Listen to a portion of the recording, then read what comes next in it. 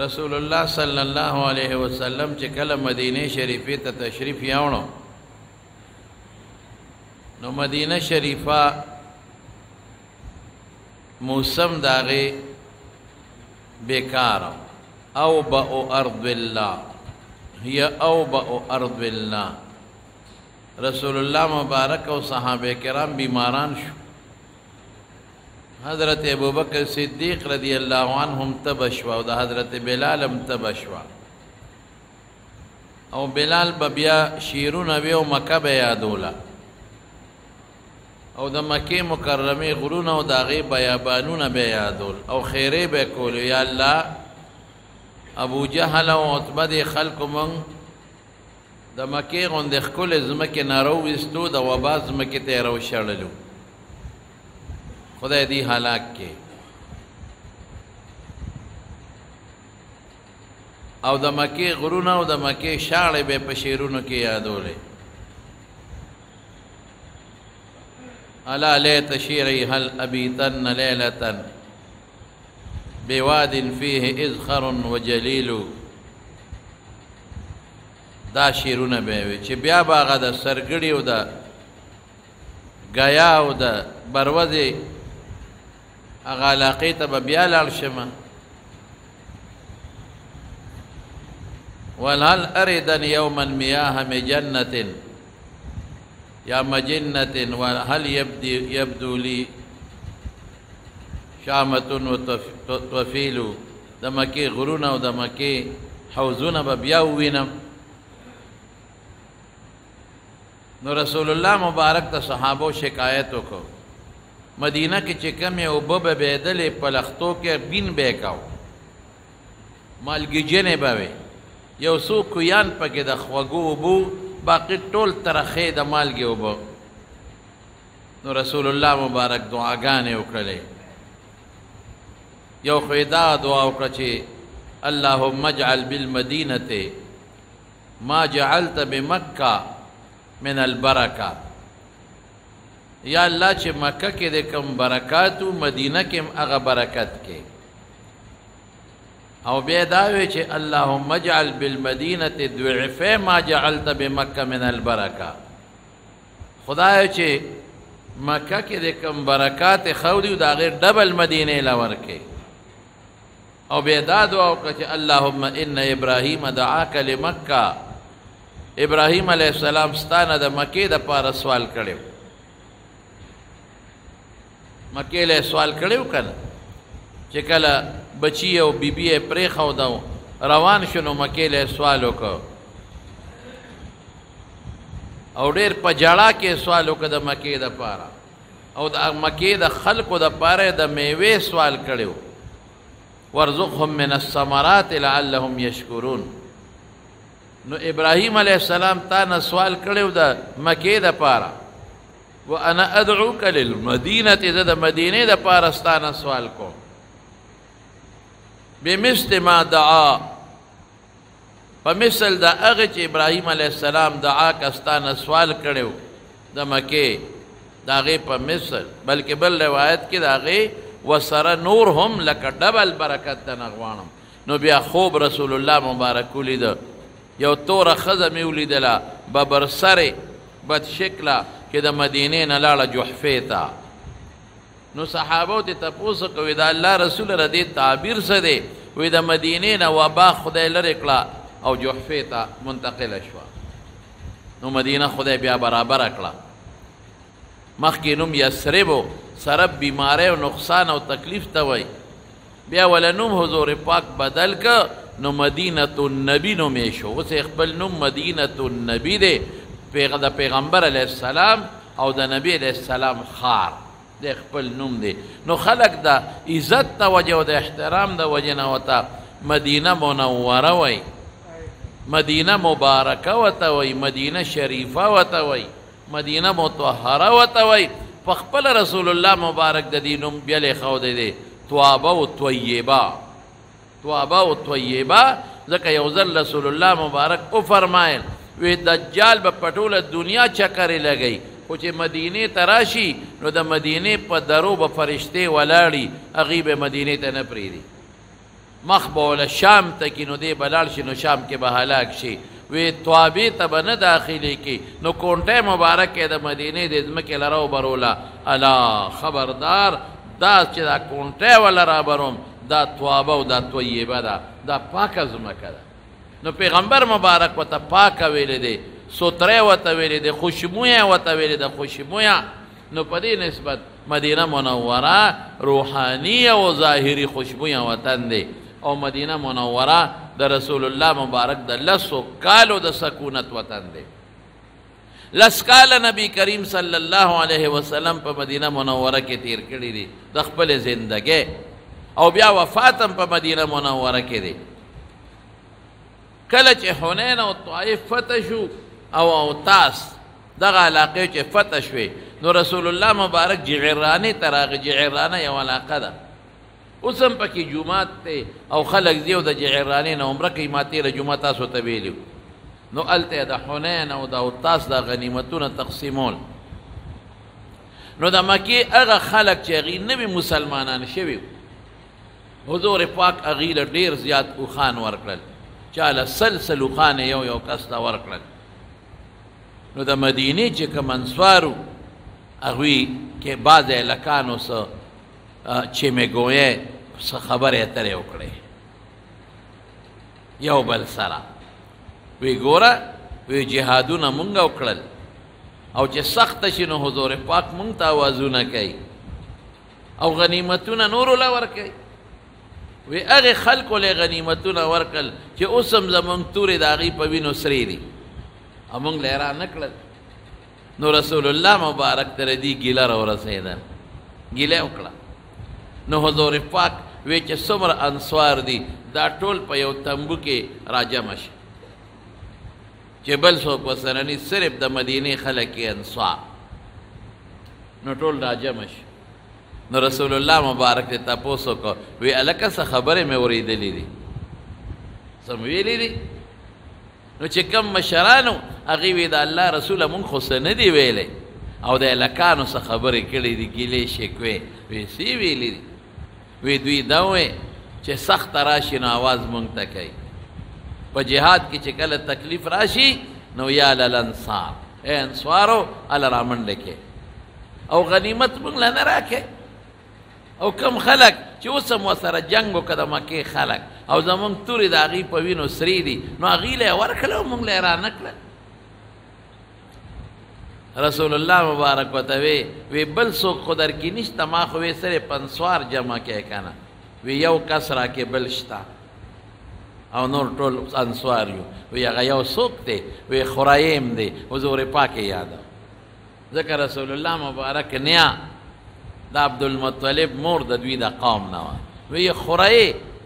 راکشته هغه نور ټول وی ابن اخت القوم منهم وی خرایې خو د قوم نه یې پروا نشته زه تاسو کې یم وی صاحب د هلکانو دا خبرې کړې دي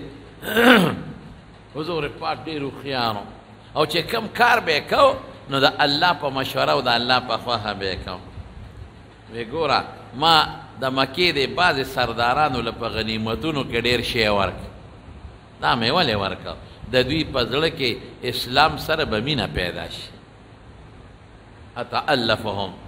زه مینه پیدا کوم د دوی اوس به مونږ لاړ شو مثلا زه مثال در کوم مونږ به لاړ شو مدینې ته هسې نه دی بیا دلته بغاوت بیا جنجال جوړ نه شي مدینې نه راتل خو آسان کار نه دی 4.5 کیلومیټره مزل دی نو ما دوی له د اوښان او د اساوي ورکړل چې دوی سره مال راشي او د دوی اسلام سره لږ مینه پیدا شي ځکه د دوی په زړه کې اسلام لا دې وخت کې کمزوری دی د دې سرداران ځکه مې ورکړل او ای انصارو وی تاسو ته یو خبره کوم وی سمه خوښه ده وی خلک به ځان سره ګډه چیلې او اوښان کور ته بوځي غنیمتونه ورکوم ګډه چیلې اوښان به کور ته بوځي او تاسو به د خدای رسول ځان سره کور ته بوځئ ګډه چیلې اوښان هم خوښ دي که رسول الله هم خوښ دی ځان سره څوک بوځئ وی د الله رسوله زمونږ بل څه نه دي پکار زمونږ ته پکار یې چې ته مونږ سره لاړ شي نو نبی علیہ السلام او فرمایل لو سلکت الناس وادیا او شعبا وسلکت الانصار وادیا او شعبا لسلکت وادی الانصار او شعبهم وی که خلق په یو وادي کې په یو خول کې په یو دره کې دي او انصار په بله وادي کې یا په بله دره کې دي نو زه به انصارو سره په دې لار مزل کوم نورو سره به نه کوم الله او نور خلق خو زما جامه ده بلکل زه پې پټ یم زه پې محفوظ یم زما سره جهادونه کوي زما دین پې محفوظ دی او اے انصارو تاسو زما بنین یې بنین هغه جامه چې زما وجود سره جنګېدلې نو زما خوښه ده او خان ګډه چیلی درکم او که رسول الله په وخت ځان سره کور ته بوځې انصارو په یو اواز چغې کړې وایي د الله رسوله نه مو ګډه چیلی پکار دی نه مو خان پکار دی زموږ رسول الله پکار دی داسې خلک او بیا حضور پاکو فرمایل لولا الهجرة لكنت امرأ من الانصار وی که هجرت نه وي دا خو هجرت فرض شو زه انصارو له لاړم مدینې ته لاړم د مدینې خلک انصار که هجرت نه وي زه به انصارو کې پیدا وم ماشاء الله نو مدینه څونه بهترین ځای د مدینې خلک څونه بهترین خلک انصار د مدینې خلکو د رسول الله مبارک سره کم جون تیر کړی دی او مدینه څومره د حضور پاک خوښه وه خوشبویه ځمکه یې ورته ویلې ده خوشبویه خوشبویه خوشبویه چې څوک به بیمار شو نو رسول الله مبارک به دمه نو څه چل به یې وکړو خپلې لاړې مبارکې به یې راواغېست او د مدینې په خاوره به یې راښ کا او د مریض په تندي به یې راښ کا بسم الله د الله په نوم دې دم تربة ارضنا بریقة بعضنا لیشفی سقیمنا باذن ربنا د خدای په نوم دې دمو لاړه زما د رسول الله مبارک قیمتي لاړه او خوره د مدینې منورې او په مریض یې راکاږم شفا به الله ورکوي قانون دا دی چې شفا د خدای په لاس کې ده دا دم وغیره خو اسباب دي که الله پکې شفا واچي خو شفا به میلاو شي که وانه چې بیا خو نه میلاویږي د مدینې په خاوره به خپله ګوته مبارکه راښکوي نو بعضې علما وایي دا هره خاوره باندې اوس ته راښکې شي څه حکمتونه پکې شته او بعضې وایي نه دا د مدینې د ځمکې او د خاورې خپل برکت او خصوصیت حضور پاک چې کله وفات شو نو مشورې شروع شوې چې کوم ځای به دفن کو نو چا وی شام ته وړو شام د پیغمبرانو ځمکه د اوس د مسلمانانو په قبضه کې د هغه وخت کې نو شام کې به ښخ چا وی خپل کلي ته وړو خپل وطن ته مکې مکرمې ته د پلار نیکه په قبرستان کې به دفن کو چا وی د بقي مقبرې ته وړو د مدینې چې خپله مقبره ده حضرت ابوبکر صدیق رضی الله عنه سوی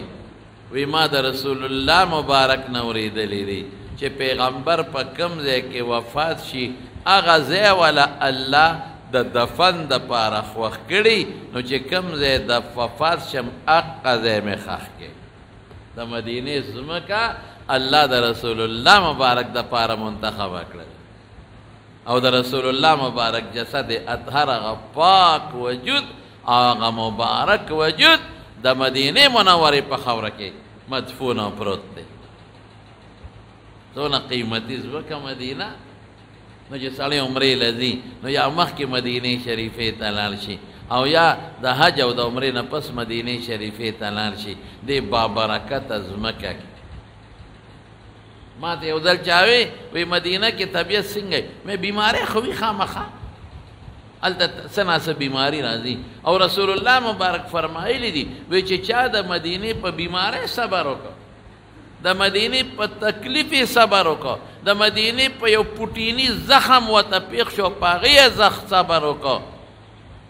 كنت له شفیعا یوم القیامت قیامت په ورځ به دله زه سفارش کوم د خدای په دربار کې نو دا ټخ ټوخل ته وي خو بیا هم سړي سکون او اطمینان او خوشحالۍ ما ورته وی مې ګوره ډاکټران وایي چې د صحت دپاره دوه څیزونه وي آب و هوا د دې ځای آب و هوا وایي ښه او د دې ځای خرابه ده آب اوبو ته وایي په فارسی کې، او هوا تاسو پیژنئ. نو مې اوبه هلته په مدینه منوره کې د زمزم دي،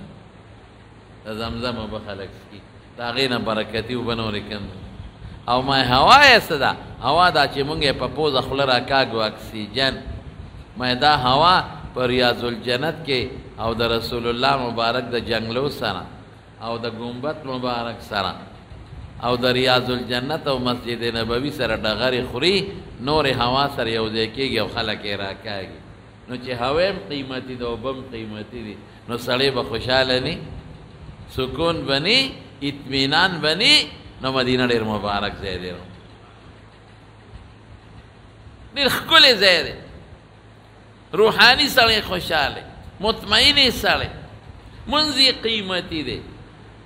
یو روایت کې راځي، دا مضبوط روایت دی چې د یو په زر برابر دی، چې د مدینې نه بار دی لکه په خپل علاقه کې زر منځونه وکړل، او په مدینه شریفه کې د یو کده برابر. او بل روایت کې مشهور چې کم دی 50 زره، خو دا لږ کمزور روایت.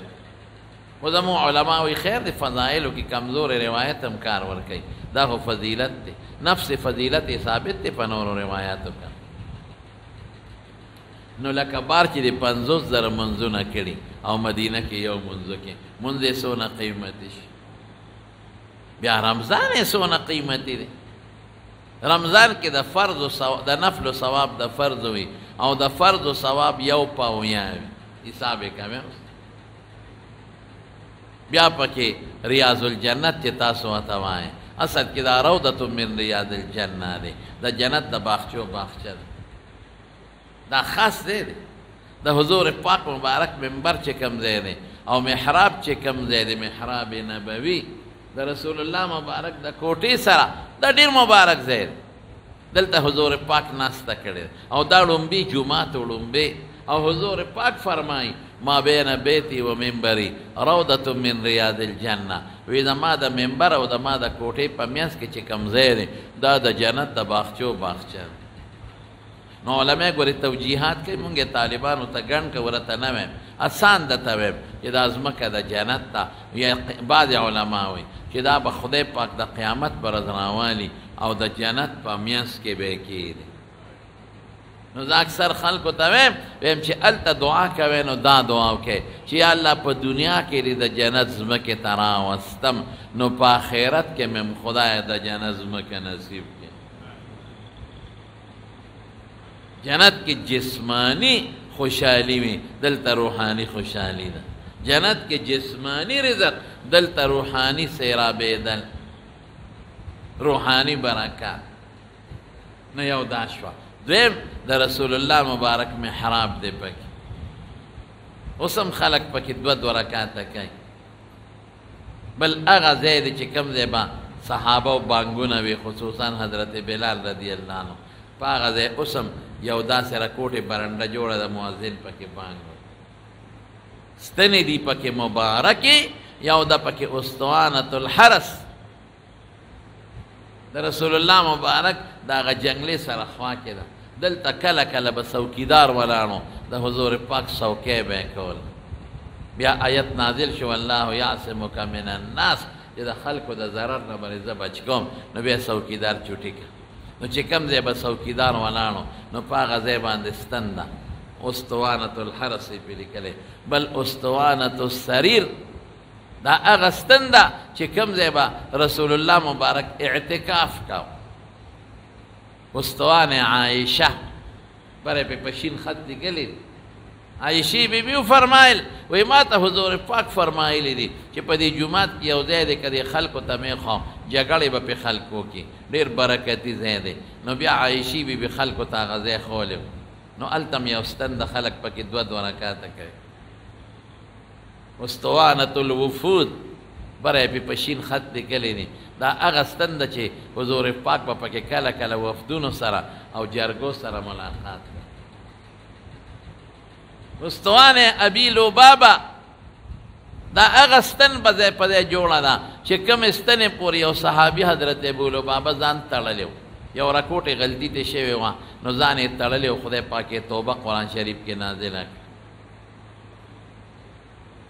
استوان حنانه دا اغستن وه چې حضور پاک به ورته ډډه واله او خطبه به یې وي. نو چې منبر یې جوړ کړ، یو بیبي و عایشه انصاریه، د هغې یو ترکان غلامو، نو هغې وله منبر جوړ کړی، میمونې نوم و یا باقوم. نو چې حضور پاک هغه منبر له راغی،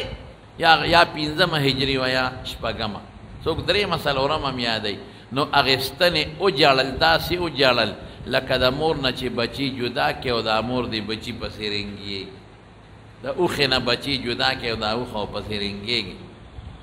نو رسول الله مبارک ورغې لاس یې ته تاو کړ. نو معجزاتو کې زه به حواله در کوم، خصائص کبرا کې سیوطي لیکلی دي چې حضور پاک بیا د اغستنې وجړل، نو معجزه شوه که نه؟ معجزه هغې ته وایي چې د عقل او د عادت نه بار یو کار د رسول الله مبارک نه یا د هغه په مخ کې د هغه په منشا صادر شي. وی د الله نه سوال کوم او ستا وجړل ما پسې که نه، نو د الله نه سوال کوم، یا به د خدای همدلته زرغونه کي او دا خلک به د میوې خوري، او یا به د جنت ته خدای بوځي او په جنت کې به د خدای زرغونه کي او جنتیان به د میوې خوري. کومه د خوښه ده؟ وی دا دویمه مې خوښه ده. نو رسول الله مبارک فرمایل وی دا اونه به الله پاک جنت ته بوځي او جنت کې به دا زرغونه شي او جنتیان به میوې خوري. نو یو زمانه کې په مسجد نبوي مبارک اور لګېدلی، چتو سوده، نو صحابه اقا د کجوري بوټي چې هغه تنه چې وه هغه په مسجد نبوي کې وله کنده وایستله او په هغې کې داسې سم لوله خاورې پرې واچولې لکه مړ چې څوک سره دفن کړي، دا ستنده پکې مبارک ځای مخامخ ورته صفه. دا اوس چې کوم ځای کې چبوتره ده او د پیتلو جنګلې ته تاونې، دا صفه نه ده ګوره، دا د څوکیدارانو د ناستې دی. د صفې چې په تاریخ کې کوم راځي نو هغه دا چې محراب ته بالکل مخامخ، نو هغه نشاندهي نشته خو پته یې لګي که نه، زوړ جومات کې بالکل محراب ته مخامخ اخر کې دقه ټوله صفه ده. طالبان به په هغه زمانه کې چبوتره وه، د حضور پاک طالبان او شاګردانو به د رسول الله مبارک نه دین زده کوم، نو هلته به ناست او رسول الله مبارک به ورسره هم ناست. څومره مبارک علاقه ده د دواړو جهانو د مبارک د سردار د مانځه ځای، د ناستې ځای، د قرآن د نازلېدو ځای. باب جبریل کله کله به جبریل علیه السلام په دغه علاقه راته، هغه زمانه کې دروازې نه وې، په دغه علاقه د انسان په شکل، نو حضور پاک سره به ملاقات کړ. دا کومه ځای باندې چې خلک سلام وکړي او باروزي، دا کوڅه وه، ګلی وه، خوا کې ورسره د حضرت عباس رضی الله عنه کور، د حضرت فاطمې رضی الله تعالی عنها کور، د بیبیانو نهو بیبیانو خپل کورونه، دا ټول نن جومات شوی دی. څومره برکتي ځمکه مدینه منوره، د بقي مقبره ده او پکې ګڼ شمېر صحابه دفن دي. د رسول الله مبارک 3 لوڼه 9 بیبیانې پکې دفن دي. حضرت فاطمه رضی الله تعالی عنها، حضرت حسن رضی الله عنه، د حضور پاک تروریانې، حضرت عثمان رضی الله عنه، حضرت حلیمه، 10,000 صحابه کرام پکې دفن دي. څومره مبارکه. او بیا احد ته چې لاړ شي نو په احد کې صحابه کرام چې اویا شهیدان شوي اکثر هلته دفن دي. یو ځای کې حضرت حمزه رضی الله عنه دی، عبدالله ابن جحش او مصعب بن عمر رضوان الله عنهم اجمعین دا پکې دفن دي. دا احد غر څونه قیمتي دی. رسول الله مبارک چې به کله په دغه لار مدینې ته راته او د مدینې دا غرونه به یې ولیدل نو څاروی به یې تیز که د مینې نه، او چې احد ته به لاړ نو څونه به خوشحاله شو. احد جبل یحبنا و نحبه، احد هغه غر دی چې زمونږ هم ورسره مینه ده، مونږ یې خوښ یو. او یو حدیث کې راځي چې د قیامت پر ورځ به د احد دا غر الله والي د جنت دروازه کې به یې ودروي. اوس هم سعودي حکومت احد غر له ډېر خوش دغه ورکړی دی، دا ډول ورکړی دی. فوارې یې پکې ځای په ځای د اوبو لګولې او ورته یې خشته خشته چې دغه لږ بلفونه لګولې روډونه هم پکې جوړ کړي او پارکونه او چمنونه هم پکې جوړ کړي دا احد غار قیمتي غر دی که او سعودي حکومت د حضرت حمزه رضی الله عنه د قبر سره دی خوا لږ مخکې یو جومات هم جوړ کړی خشته مزیدار اعلی جبل الرومات سره خوا کې چې هغه 50 تیرانداز رسول الله مبارک په کومه غونډۍ باندې کېنولي 10 کاله حضور پاک په دې کې د خپل زندګۍ اخیري تیر کړل او د قرآن شریف اکثره حصہ په مدینه منوره کې نازله بیا پکې د قبا جومات دی حدیث کې راځي که نه من تطهر فی بیته کې چا په خپل کور کې ځان پاک کو ښه پاکوالی مزیدار سنت مستحب سره او بیا لاړ مسجد قبا ته او 2 رکعاته نفل یې وکړل الله به د عمرې ثواب ولور صحابه باندې مکه بنده شوه نو مدینه کې ورته خدای عمره شروع کړه او په اسانه کویان دی پکې هغه کوی پکې دی چې کوم حضرت عثمان رضی الله عنه اغشته بیر رومه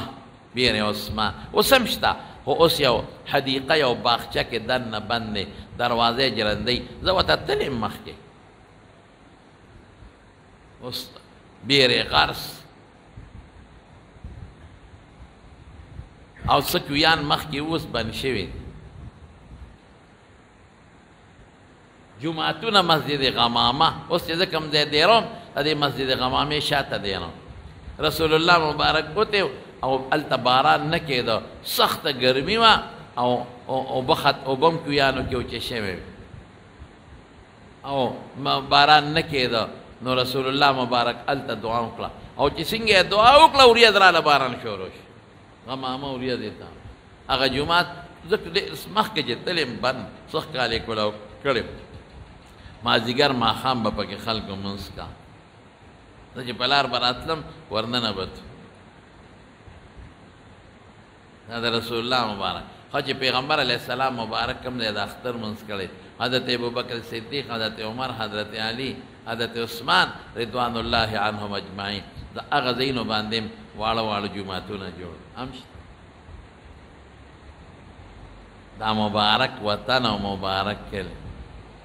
او چې مسلمانی نو په زړه کې به د مدینې منورې سره مینه وي د چا د برکت نه وایه د رسول الله مبارک د برکت مجنون څه وایي لقد امر علی الدیار دیار لیلا د لیلا په کورونو تیریږم د چا په کورونو د لیلا اقبل ذل جدارا و ذل جدارا کله هغه دیوال ښکلوم کله دا دیوال ښکلوم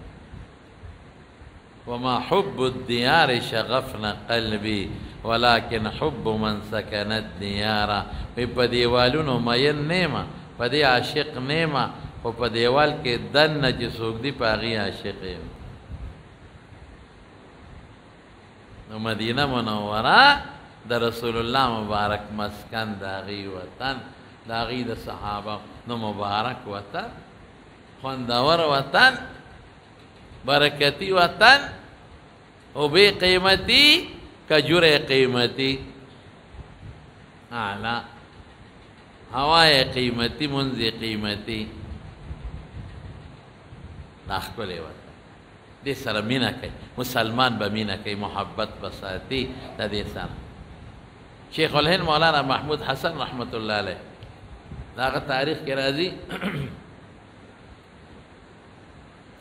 مدینه منورې ته تلم نو پخوا خورش کم اوس خورش ډېر زیاتي ډېر زیات نو چې ډوډۍ اوس هم خلک وخوري نو هغه پوټي راوالي نو اوس یو ډرم یې هغې کې وغورځوي بیا د کمیټې دا خلک وړي چېرته اما مونږ چې روټۍ خوړه نو یو کړکۍ به مونږ دا کړکۍ نه بار یو ګوټ کې وغورځول وی یو ځل مې وکتل یو هلک و خشته ماشوم وی هغه پوټي راغونډول د روټو هغه پس خورده پوټي وی ما ورته چې بچې आवाज مې ورکړ په دې څه کې وی بابا پلار مې مړ دی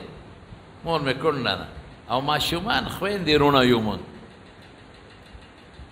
نو مور مې په کور کې با پرده نه بار چا خدمت نشي کولی او موږ هم واړه یو مزدوري نشو کولی نو دا ډوډۍ وړم دا خورو زما مور یې خوري او موږ رونه خویندې هم خورو یاره وی ډېر خفه شم مې بچې د کوم ځای وی د مدینې نفس ته دې ذات ته دې مدینې که نه د دې مدینې یو موږ وی ډېر مې پهله خفه شم هغه زمانه کې ډېر غربت اوس خدای رحم کړی دی کرم کړی دی په سعودي باندې خصوصا په حرمینو مبارکینو وی دی هلک ته مې وویل چې بچې زړه مې خفه شو مې چې دا ماشوم خو به ضایع شي دی اوس دا ټوکړې راغونډی مشر یې نشته پلار یې مړ دی او مور یې د ماشومان بچي دي یاره دا خدای هلک باندې علم پکار د چا چې ځان له کوم شیخ وخي بل دی زما هم دا خوښه ده چې خدای پاک په تاسو ټولو کې یو یو بچی عالم زه به درته بله جمعه انشاءالله په دې بیان وکړم اوس هم تاسو ته وایم چې د داخلو ورځې دي په مدرسو کې دې ورځو کې نو یو یو بچي وباسئ مدرسو ته عالمان ته جوړ کړي وی ما هغه بچي ته وی چې بچې زه د هندستان یم اولته یو مدرسه را دیوبند وته هغې کې استاد څنګه ری خوښه بچی چې ځان سره دې بوزم او لکه د خپل بچي به د خیال ستا ساتم او علم در باندې وکړم او خدای د نه ښکلی عالم جوړ کړي بیا به راځې دلته وی هغې ماشوم وی چې دا خو بابا ډېره ښه خبره ده ډوډۍ جامې به دې زه کوم خو د مور سره به سله وم وی مې چې ښه په پلان کې روز به بچي مونږ ځو نو مور سره سلا وکړه کتلي نو ما له راځه چې ځان سره دې بوځم وی ښه وی چې زمونږ د تلو هغه ورځ شوه دا ماشوم بچی خلک اخیری او سلام کوي د رسول الله مبارک نه داسې اگر چې په شریعت کې دا سلام د وداع د تودیع نیم شته دا رسول الله مبارک خو خیر خلق کوي خلق کوي یعنی شریعت نشته دا معنا چې حدیثو کې ذکر نشته خو د آدابونه ده د آدابونه ده نو خلق لاړ شي د رسول الله مبارک سلام وداع خو په جون د رسول الله مبارک کې به خلکو کو کنه درې سلامونه به سلام تحیه سلام استیزان او سلام الوداع یا تودیع د رخصتېدو په وخت کې خلک دې سلام چی کړي په جون کې دا خو شته په حدیثو کې ثابت دي ما چې هغه سلام د رخصتېدو وکړو بارو وته خپل ځای ته رالم نو دا ماشوم راته ونه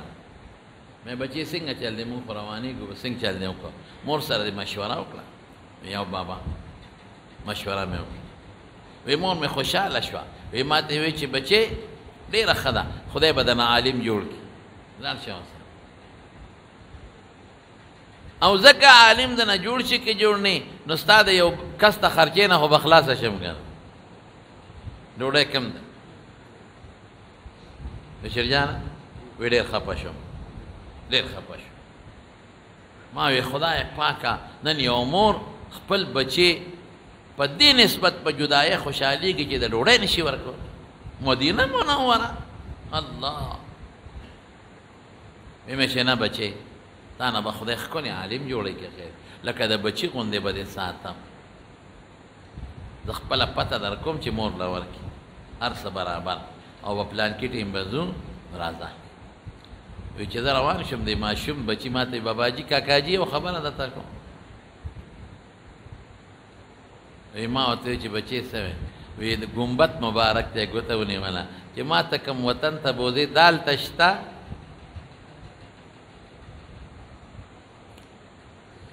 دا داسې غزار دی چې پړه کې سورې وباسي اوس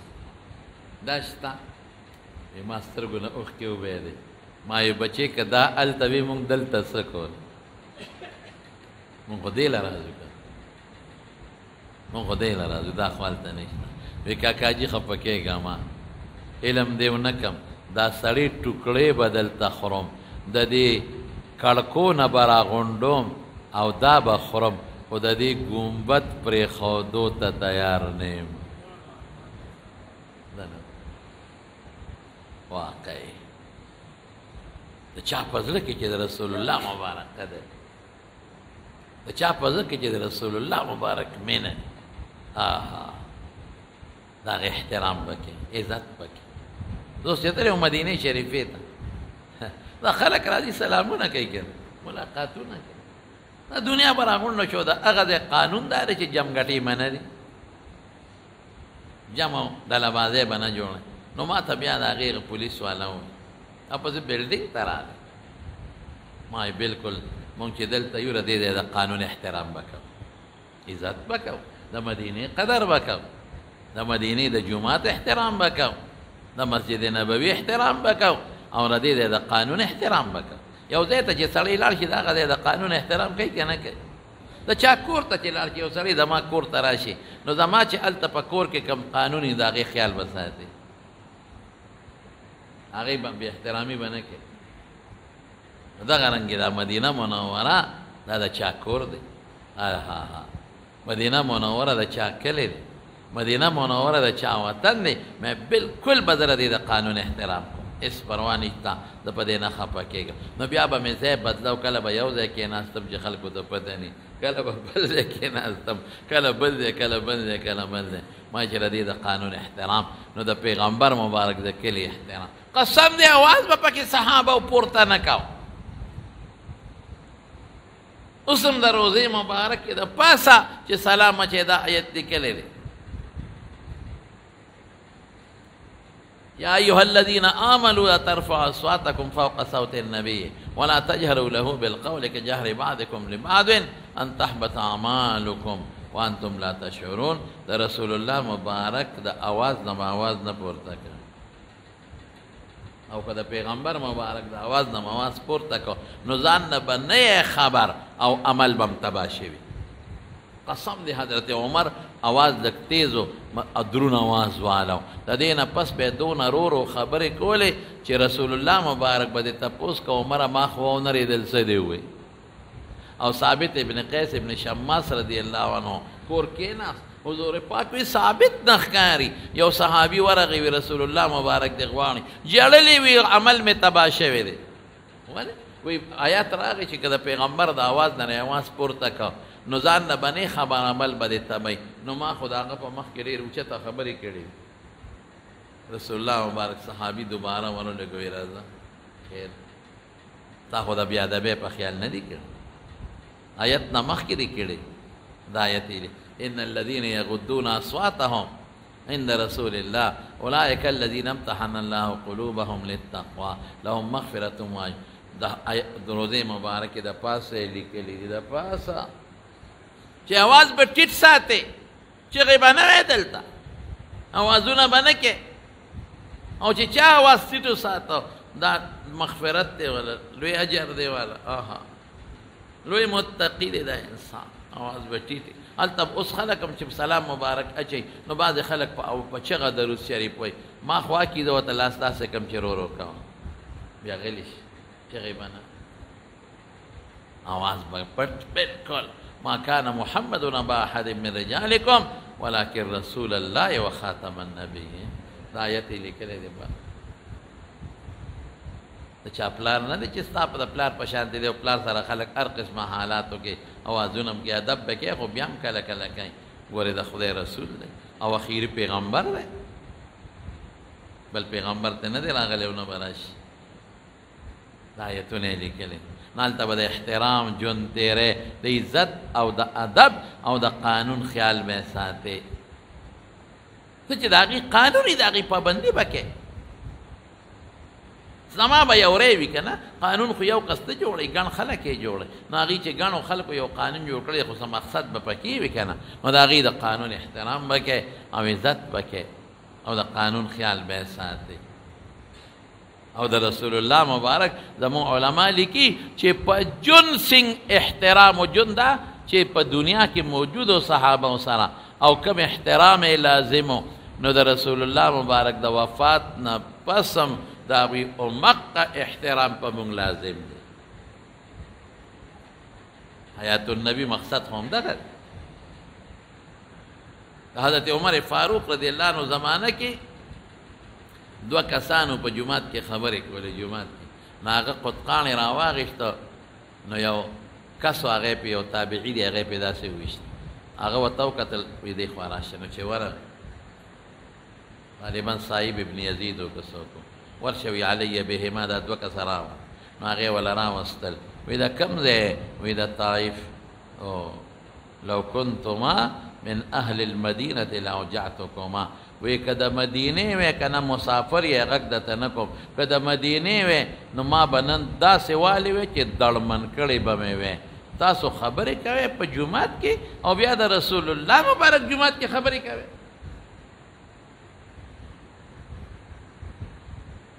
خیال وسات الله تاسو ټول بوځي خو دغه ځای د آداب احترام دی خدای درکړي لیکن اوس زما وروڼو اوس به څه کېږي اوس هلته خلک هغه کارونه کوي چې هغه غیر مناسب جومات کې به ناستې ګپې به لګي مسجد نبوي کې به ناستې هو ګپ شپ لکه ته به خپله کوټه کې یو حجره کې ناستې هلکه تلاوت کوه درود شریف زه خلکو ته یم هلته درود شریف ډېر تلاوت کوه ټول ناستې دوه درې ګپې شپې ګپې شپې ګپې شپې هلکه دا د ګپو جومات دی دویم بسې تصویرونه د رسول الله مبارک روزې ته مخامخ به ولاړي او تصویر سازي به کوي موږ له به راشي تصویر وباسو هلکه ګناه ده ناروا دي ګناه کبیره ده وی نه برکت له وباسو ماشاءالله وجریانه ګناه و برکت له ګناه کوي نه کنه یو وباسو کنه نه کنه خیر دی ملګرو غوښتی دی نه کنه یو څه کې ورسره خبرې تصویرونه د رسول الله مبارک د روزې مبارکې خوا کې سیلفیانې ځان له وباسي یا د خدای بنده غرق شوې تباه شوې بې احترامي دې وکړه د پیغمبر نه حیا وکړه د رسول الله نه تا را دې خپل پیغمبر نه شرم نه راځي حیا نه راځي او خفه کېږي ما زه پاټو خبره نه کوم عامه خبره کوم خو لږ مې داسې درد وکړه درده ځکه یې درته مې نو ډېرو خلکو پکې اوس چغې مو وهلې او وزیر اعظم صاحب غریب بتلی و چغې د روزې مبارکې سره بار احاطه ده د جومات توسعه ورته بلکل رسول الله مبارک د سلام سره خوا کې خیر زه به یو خبره وکړم زما ټول وروڼه یې که دلته ناست یو که بار او هغه خلک هم زموږ وروڼه دي زموږ محترم زه اکثر د خپلو دوستانو ته وایم زه یم د ځان نه خلک مه جدا کوئ ځان ته رانږدې کړي که یو سړی نه پوهېږي موږ به پوهیو که نه که یو سړی نه پوهېږي موږ به څه کوو موږ به پوهیو موږ به پې فتوې نه لګا که د فتوې قابل هم دی بعضې علما خو موږ نه لګو پې موږ به محبت ساتو مینه به ساتو نو زه وایم چې دغې روڼو بیګانو زما اواز چې چاته رسي دا چغې والي دي او زما دا اواز اوري نو په خپل ضد دې نه ټینګېږي توبه دې وباسي معافي دې وغواړئ خبره خلاصه ولې ما نه ګناه نه کېږي ما نه هم کېږي زه به معافي غواړم که نه توبه به وباسم ما نه هم شوي تاسو نه هم شوي تاسو نه نو به حیثیت در ورولۍ زه درخواست کوم زما اړه پې خفه کېږي زمونږ بچي دي زمونږ وروڼه دي نو زما پې اړه خفه کېږي نو ټول دې توبه وباسي درود شریف دې ووایي 2 رکعاته نفل دې وکړي او ثواب دې حضور پاک مبارک ته وبخي 2 رکعاته نفل او ثواب دې حضور پاک مبارک ته وبخي او لکه صدقه دې وکړي د هغې ثواب دې حضور پاک ته وبخي او پټ دې 2 رکعاته نفل او الله ته دې توبه وباسي چې الله غلطي مې کړې ګناه چې سړی وکړي په هغې به ټینګېږي نه ګناه ته به ګناه وي الله ما ګناه کړې ده ما د مدینې د کلي بې حرمتي کړې ده د مدینې د جومات مې کړې ده دغه هم د جومات سره د جومات نه بار توسعه ده او د پیغمبر د ګاونډ مې کړې ده خدایه ایمان مې خراب نشي پروردګاره په دې خدای خفه کېږي یو سړي صرف د مدینې ماستو ته تراوه ویلي وي د مدینې د ماسته داسې تراوه غوندي د شپې حضور پاک په خوب کې ولیده وی چې زما د کلي د مستو ته بد وې اوس د ما کلي کې څه کوې 2-3 ځلې په خوب کې حضور پاک ولیده او شاړه مې بیا چا ورته وی لاړ چې د حضرت حمزه رضی الله عنه قبر سره قبر لتل په شرعي طریقه غوښتنې به ترې نه کوې په شرعي طریقه هلته لاړ شه خیر دی کېنه هلته لا چې وده شو حضرت حمزه صاحب په خوب کې ولیده او ته څه وایي وی د مدینې د پیغمبر د کلي د مستو بې عزتي دې کړې وزه ګنې د ایمان د وتو خطره دی هغې بې حرمتي باندې نو د ټولو وروڼو ته وایم زما ټول وروڼه دي ټول مې بچي دي هرې پاټۍ سره چې تعلق در پاټۍ خبره درته نه کوم خو د اصلاح په ما لازمه نه ما سره د ټولو مینه د شکر د ما دا بیانونه ټول اوري هرې پاټۍ باندې هرې پاټۍ زما خوښي نو زه په حیثیت د یو ورور یا د یو مشر یا د یو کشر ټولو ته دا درخواست کوم چې مهرباني وکړئ توبه وباسئ او چې آینده له به موږ داسې نه هسې چا پسې چغې وال ښه خبره نه ده څوک د یو لیډر پسې چغې څوک د بل لیډر څوک د بل هلکه ټول لیډران دي چغې مه وهئ یو بل پسې بې احترامي مه کوئ څوک په دې پاټو کې دې حد ته ورسېدل چې مولیانو پسې کنځل کوي دا علما سپکې وایي هلکه سیاست پارټي په خپل دی لیکن د ایمان نه ځان مه وباسئ علما خو ستاسو خیر خواهان دي ستاسو ته دین ښیي دا علما سپکې او دا علما بدمایي مینې ورسره ساتئ محبت او علماو ته مې وایم چې دې ته د بچو په نظر ګورئ ځان ته یې رانږدې ساتئ چې کوم ناپوهې دي پوهوئ دین ورته ښایئ او شریعت ورته ښایئ زما وروڼو بې احترامي به نه کوو بې عزتي به نه کوو مینه به ساتو او محبت به ساتو په زړه کې ښه پوه شئ په خبره د الله د رسول او چې کوم موږ د الله رسول ته بلي عالمان د الله د رسول سره نسبت او د الله سره کتاب الله د خدای کتاب رسول الله رجال الله نیکان خلق عالمان دین درته ښیي د دې سره محبت وساته نو دا د مدینې منورې متعلق یو څو خبرې مې ستاسو په خدمت کې عرض کړې الله دې موږ تاسو وله بوتلي کړي او خدای دې موږ له د آداب او توفیق راکړي ګوره یثرب به ورته نه وی مدینه به ورته وی او یوازې مدینه م وایي که یې ویلی شي مدینه منوره وایي مدینه مبارکه مدینه مطهره مدینه طیبه خشته نومې اخلا مینه کوه نو خدای به دې وله ورسوي که غیر انشاءالله العظیم بس اخیری کې یو حدیث رسول الله مبارک فرمایي وی شام به فتح شي نو خلک به شام له منډې وي یمن به فتح شي نو خلک به یمن له منډې وي عراق به فتح شي نو خلک به عراق له منډې وي وی قسم دې مدینه دی له غوره ده خو که دا پوهېږي او په ټولو وطنونو کې اخیر چې به کوم وطن خرابېږي مدینه منوره او ان الايمان وفي روايه ان الدين لا يأرز الى المدينه كما تأرز الحيه الى جحرها مارچ سنگ سوړي ته ننوځي دارنګې بدین او ایمان په آخر کې مدینه منورې ته راځي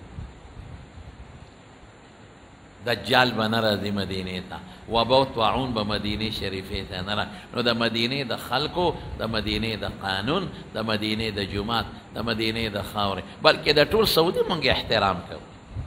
د مکې او د مدینې د برکت نه موږ د ټول سعودي احترام کوو او دعاګانې ورته کوو چې خدای پاک د حرمینو حفاظت وکړي او رب العالمین د ټول سعودي حفاظت وکړي الله یې تاسو ټول موږ هغې ته بار بار بوتلي شیرپو د حاجي ماسل خان صاحب زوی لطف الله ګلاله وفات شوی دی الله دې مغفرت نصیب کړي د آخرت خوشحالۍ الله نصیب کړي خدای پاک دې بچو وارثانو له صبر ورکړي سیدو د کندي د فرهاد او خورشید خور و په مرزو کې وفات شوی وه الله دې وبخي الله دې مغفرت نصیب کړي الله دې وارثانو له صبر ورکړي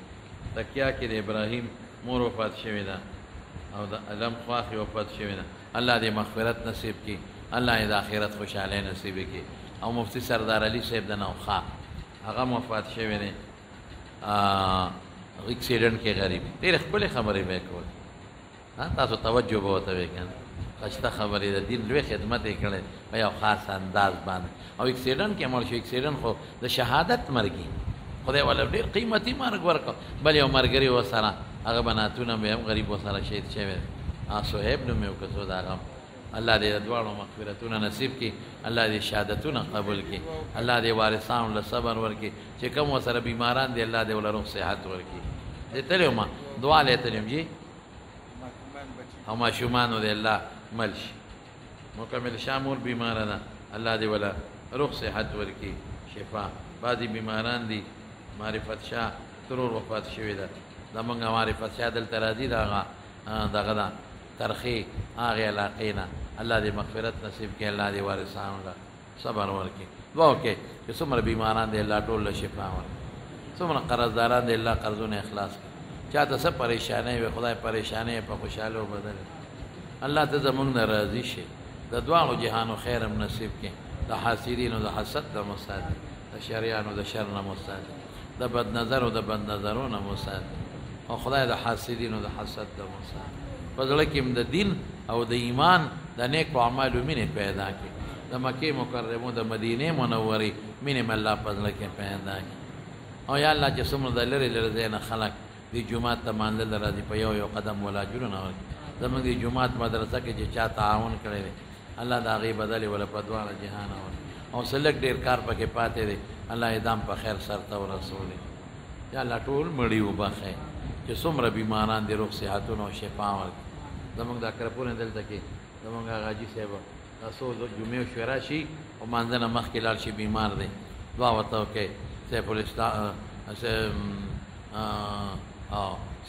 سیف الامین حاجي صاحب چې الله ولا روغ صحت او شفا ورکړي نور څومره بیماران دي الله ټول له روغ صحتونه چاته څه پریشانۍ دي په خوشحالو یې بدلې برحمتک یا ارحم الراحمین